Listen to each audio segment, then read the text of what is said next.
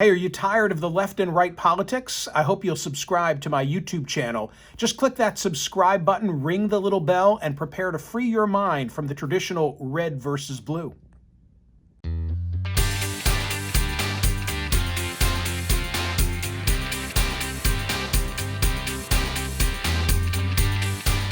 So, with regard to this Trump-Liz Cheney brouhaha, I said to Chris Cuomo last night that Donald Trump trying to recast the big lie as the 2020 vote, meaning Trump says, hey, the 2020 vote, the fraudulent outcome, that vote was the big lie, not that the vote was stolen is the lie. It might be politically genius on his part. Not that I agree with it because it's completely untethered to reality. But let me try and explain. Just last week, former House Speaker Tim Ryan was quoted by ABC, I think they were relying on the Associated Press, as saying that fealty to Trump will soon end. The either or debate over fealty to Trump, he said, is going to fade.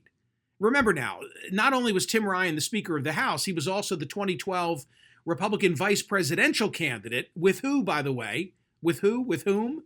Mitt Romney. He said in an interview, I think circumstances, ideas, and new candidates are going to overshadow that whole conversation. My reaction at the time was, that's not happening anytime soon.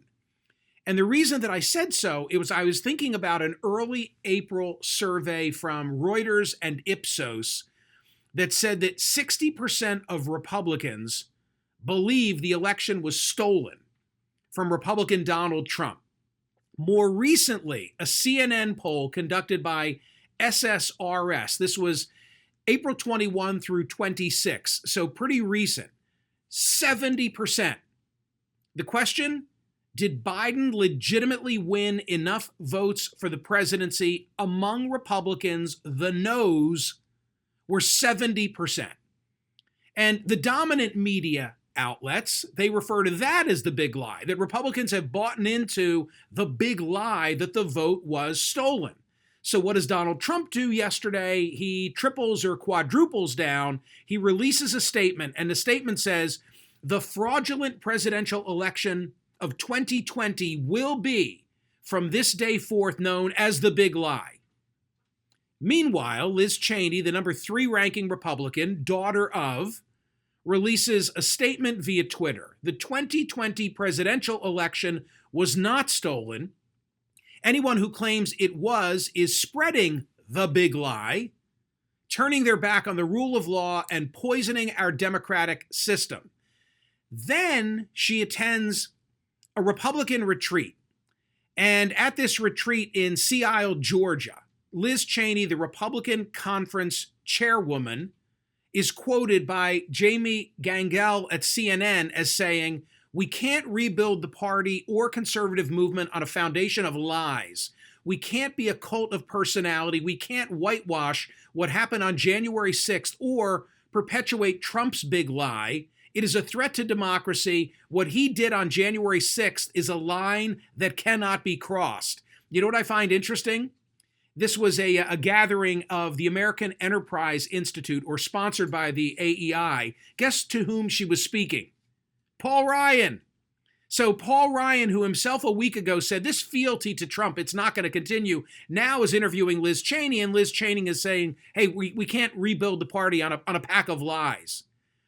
Kevin McCarthy, meanwhile, the ranking Republican in the House, he's back in the fealty fold. Remember, immediately after the attempted insurrection on January 6th, he said that Donald Trump, quote, bears responsibility for the attack, but he's now done an about-face. Do they believe it? Do the Republicans who are supportive of Trump and who challenged the election result believe it? Because in the House and the Senate, their number, at least as of January 6th, it totaled 147. 139 House members after the House reconvened, meaning after all the mayhem, and they finally now got down to the business for which they were gathered on January 6th. 139 House members and 8 senators voted to challenge the election result. Let's focus on the 139. So 139 House Republicans agreed with Trump that the outcome of the election needed to be challenged. On February 3rd, however, there was now a leadership vote. And in the leadership vote, the number of House Republicans who voted to strip Liz Cheney of her leadership position, 61. The 139 who voted to challenge the result now diminished to 61. Think about that for a moment. You can't believe that the election was rigged, but also want to protect Liz Cheney for her vote to impeach. Imagine you're a Republican in the House. I'll explain it this way. You think the election was stolen. Logically, if you want to overturn the Electoral College, then you'd be upset at Liz Cheney, who wanted to impeach Donald Trump for falsely claiming the election was stolen. But in the light of day, 139 of 211 Republicans in the House voted to challenge the Electoral College. Roughly the same number, 145, who behind closed doors defended Cheney. And I think that's very telling on the issue of, do they really believe this? In other words, what happened here is that in the public vote, the members performed, where their primary issue, their primary mission is to get reelected. They played to the base, all 139 of them. But behind closed doors, with nobody watching and no individual accountability, their vote was based on conscience. That Liz Cheney was right, and the Electoral College challenge was bogus. And therefore, 139, in the public light of day, was really just a vote of 61 behind closed doors. And now this has all become an ongoing Republican litmus test. It's a charade, but it's a litmus test. A couple of things to note. You had Mitt Romney, the torchbearer when Paul Ryan was the VP candidate in 2012.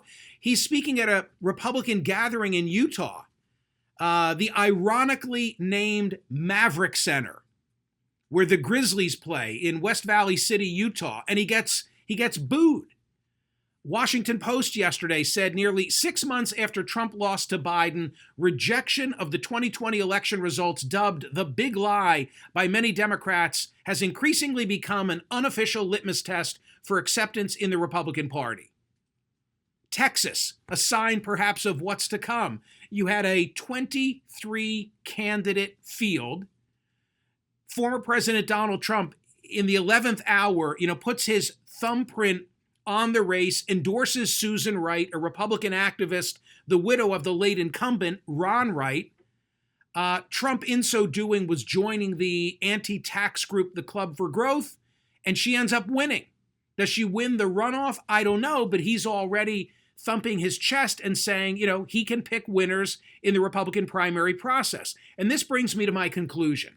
Moving forward, that 70% agreement among Republicans keeps Donald Trump's opponents at bay. Just look at what it's done to Kevin McCarthy. In the immediate aftermath of January 6th, Kevin McCarthy said, this is Donald Trump's fault, and then he backed away from that. Why did he back away from that? Because of the 70% of Republicans who agree with one another that Joe Biden didn't win legitimately. Kevin McCarthy wants to be the Speaker of the House. He doesn't want to upset those folks.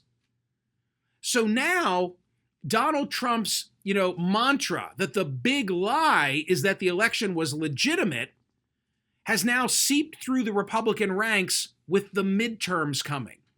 And with the midterms coming, Republicans historically are in a good position because the party in opposition to an incumbent president in the midterm election typically gains seats. Republicans only need a half dozen seats in the House of Representatives to take back the Congress and to install Kevin McCarthy as the Speaker of the House. So think about how these events potentially all coalesce to the benefit of Donald Trump. Republicans retake the House. Republicans retake the House with the belief among Republicans that 70% hold, which is that 2020 election was bogus. And what does it set the stage for? It sets the stage for Donald Trump to now be the standard bearer for the party again, if he wants to be, if he can be, in 2024. And that's the only caveat. The only caveat is that Trump needs to remain unindicted, financially solvent, and sufficiently healthy to want to be the nominee. But Donald Trump is poised based on, May the 4th of 2021 to be the titular head of the party through the midterm elections, and if the party is successful in the midterms, to then assume the mantle as the standard bearer for the 2024 campaign, whether it's against Joe Biden, Kamala Harris, or someone else. I mean, that's the bottom line from this situation. What could have changed these dynamics, and still could change these dynamics, would be for the GOP, I'll use President Obama's word, to be shellacked. If the GOP were to be shellacked in the midterm elections, then that would upset Trump's house of cards. But that would go against historical precedent. And that's why Trump's assertion that the big lie is that the election was legitimate, as untethered to reality as that might be, could be politically very smart for him.